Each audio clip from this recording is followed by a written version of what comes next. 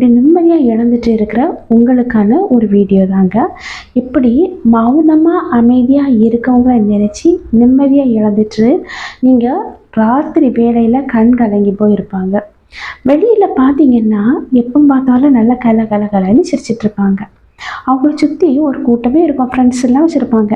ஆனால் பாருங்கள், மனசுக்குள்ளே அழுதுட்ருப்பாங்க. ரீசன் என்ன? அவங்க நேசித்த உறவும் அமைதியாக பேசாமல் இருக்கிறது தான்.